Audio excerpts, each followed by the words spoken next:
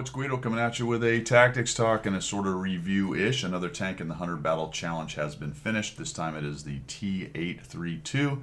As you might recall, it was a tie-in with the Terminator series some time back, and it is a copy of the T-32, not an exact copy, but it's not too far off. So I've got 100 battles in this thing. Let's talk about it, give you a bit of gameplay, and we'll take a look at how I did. I don't have any of the equipment on it. We'll look at that in the game. To be honest, I can't remember. Maybe hardening? Vert stab and rammer, something like that. I don't know. We'll see how close I am. This has the same crew as a T-32 does, so this is 6 people. Really, this only matches a few of the American tanks, but the other, obviously, T-32, you could move a crew out of that and it would be fine in this particular tank. I had 2 large kits. I was running food. Let's take a look at how I did with this thing. I actually did pretty well with it with a 62% win rate and over 1,000 experience. So I danced around between 58 and 62 or so, had a decent run right at the end, and was able to keep a 62% win rate out of it. That's going to be at 1,832 damage, which is really not that high at tier 8, to be quite honest. So 62% feels like maybe a little high for that type of damage. But the thing you've got here is battle survived at 51%. It's got fantastic turret armor. So for the whole down game of World of Tanks, this thing is built for that particular kind of gameplay and does very well. So probably a lot to do with the win rate. Armor use at 0.58, so that is good situational. In this case, it is the turret armor. Like I just said, really good for the way the game is played and it is currently designed. 1.47 damage ratio, 2.45 on the destruction, and my assist is at 461. So doing pretty good in this thing. I had a 4,600 damage game, which is not super high, but did well overall in this tank.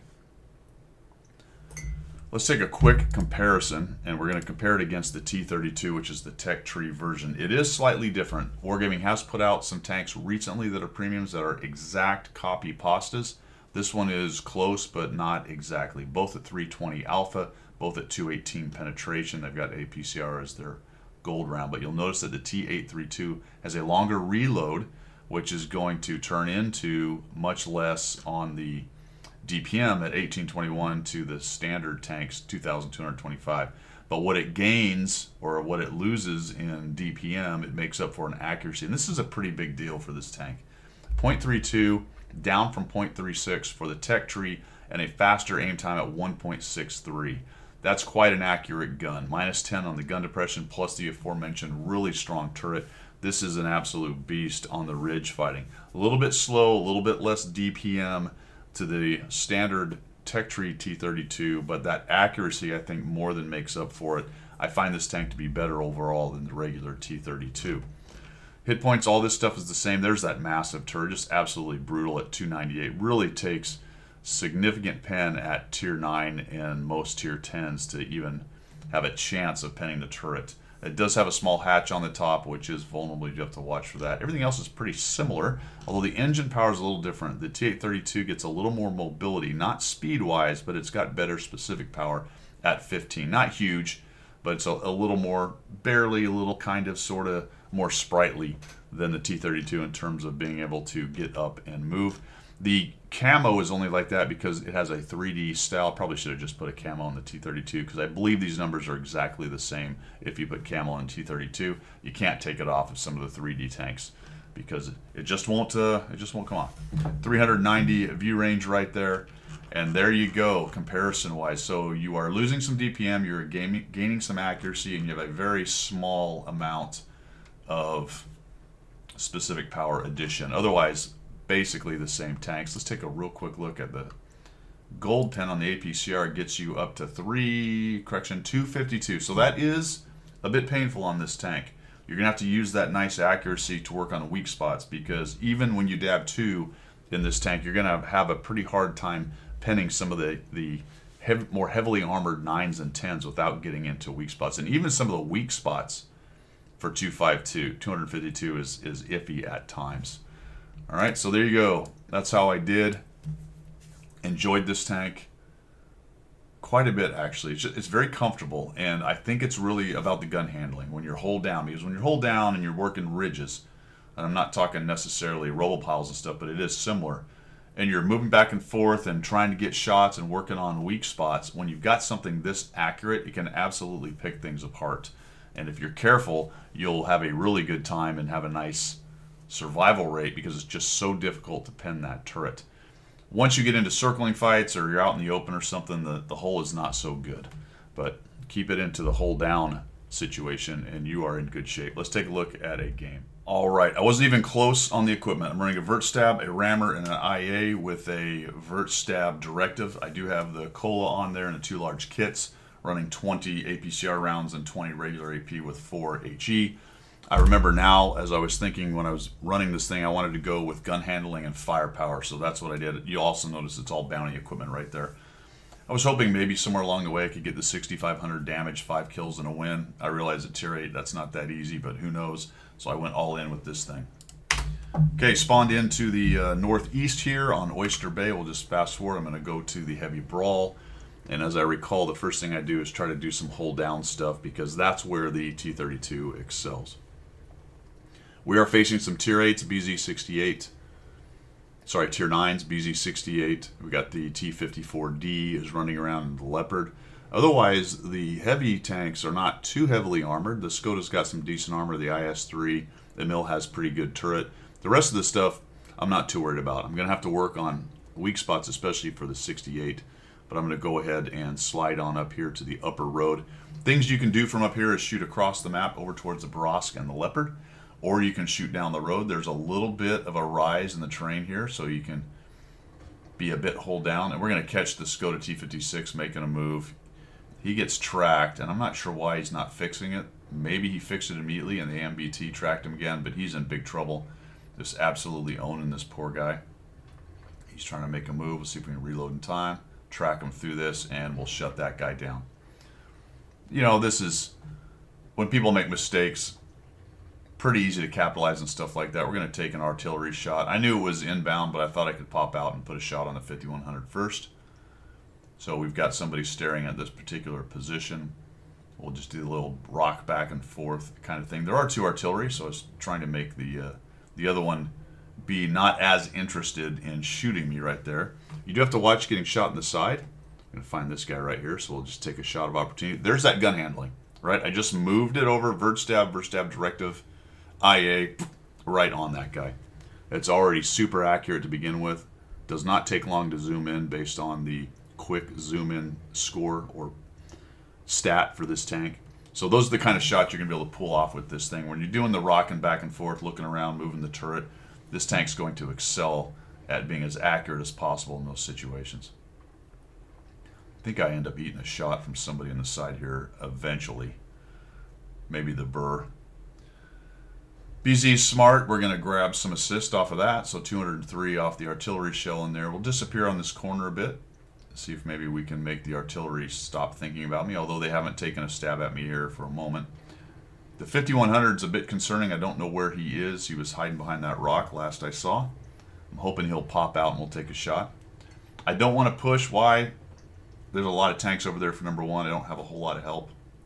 Number 2, the hull. The hull is just not that strong. It's got some good angling, but you do have to be careful, like most heavies. When you get out from behind your hold down spot with your good turret tank, you may find yourself getting the hull shredded. So this tank does have to watch out for that. I noticed the WZ sneaking around behind us, so I'm going to push over this way and see if I can't help shut that guy down. Looks like the MBT watched it as well. I do need to check 6 because there's nobody up there right now. And oftentimes if you are in a spot and you move and the other guy pokes a couple times and doesn't see anything, he may push up, try to take advantage of it. Got an even 90 that's pushed around behind us. We'll shut him down. And then when you get spotted, which I don't think I did right there, that may also let them know that it is ripe for the pushing. Though we've done a pretty good job. It's 5-3. I can see those 2 tanks went up to the top. I'm going to use this low ground here to swing over this way. Maybe I'll get a shot. It is dangerous because you got stuff like that going on. Look at that. A lot of luck right there, but the accuracy is already really nice on the tank. So we actually hit that shot, which is amazing.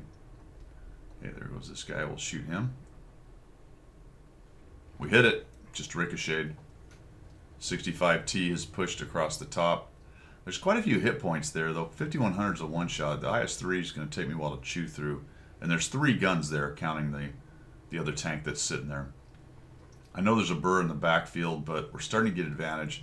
The 65T is giving him trouble. That's good. Holy crap. Okay.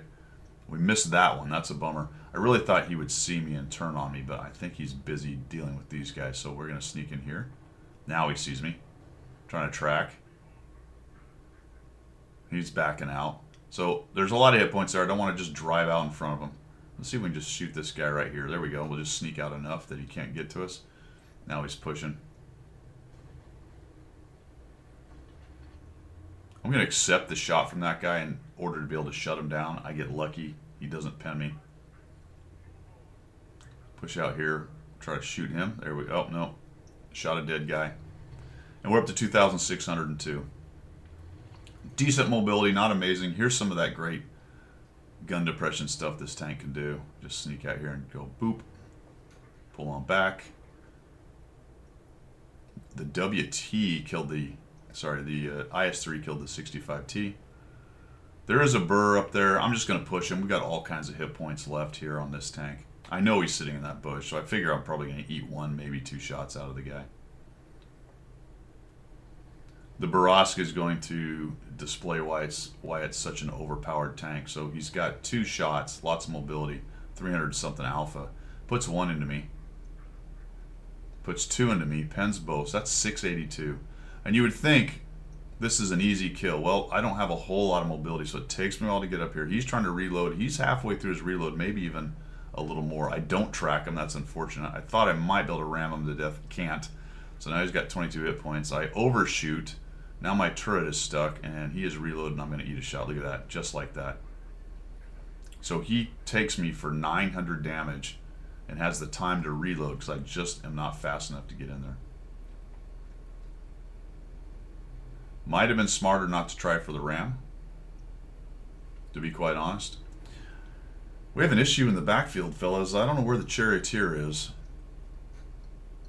The Leopard PTA is lit. There's the 212, and we just don't have anybody but a Shrek back there. So I'm not liking this. I'm going to push back. I'm really worried they're going to gank the Shrek, and then both of them will grab the cap, and then we'll lose. There's one of them. Both their Artie's dead. That's nice. Our Artie has bailed, the one that's alive. That's a smart move on his part. The Shrek is still alive. I don't have any SA. I really need to get him within draw distance, the outer ring, so I can get some HP information on him and have a better understanding of what's going on. There we go. He's full hit points. That made me feel a lot better about what was going on there. I figured he could probably kill one or reset if he needed to. So the Leopard finds him. Puts a big 433. He hits the Leopard. I really expected the Charioteer to chase him down and help the Leopard kill him. But I think the Charioteer made kind of a big mistake and didn't do it. There he goes. Notice he just went off cap. So he should have done that the second the Leopard engaged the Shrek. Of course, he was probably worried about our guys on the cap. They kill the Shrek, and we didn't get a kill out of it, which is a bit of a bummer. Now, at this point, I can tell we're going to win. There's no way they're going to win, so I just want to get up here and get a shot. That guy gets away. Like, ah, crap, where is he? Where's the other dude? Oh, he sees me. I'm probably going to get shot. He missed. That's very helpful. We'll kill this guy off just like that. Out comes the Charioteer. He comes around and slaps me. I'm going to be able to back up. He only did 200, so it looks like he's running the small gun on the Charioteer. Because the big gun, I think, is something like it's a 300 or 400 alpha. Either it's the world's largest low roll, or he's running the small gun. I think he probably is at tier 8. We ended up winning that game. 3,788, 203 assists. We got 5 kills out of that thing. Nice little game in the T-832. Just kind of show you some of the hold down stuff. It's got a decent amount of mobility there. We only bounced one thing in 480 or so, but we didn't have a lot of return shots. Very permissive, I would say, for a lot of the shots in there. A little discussion about the burr and the action with that. Nice use of all of the gun depression on it. On several shots, you can see where the gun depression really worked out. This last shot here, dealing with the Barask, shooting at the guys on the upper part of the road, not having to expose a whole bunch of your hull. So real nice little tank, guys. I mean, it's not sexy, it's not fast, it's not dominant in DPM or DPG or things like that. It's just a great all-around gun on a really good turret and a decent hull. So highly recommend this tank. It's pretty darn good. I liked it. Let me know what you think. That's all I've got. We will see you.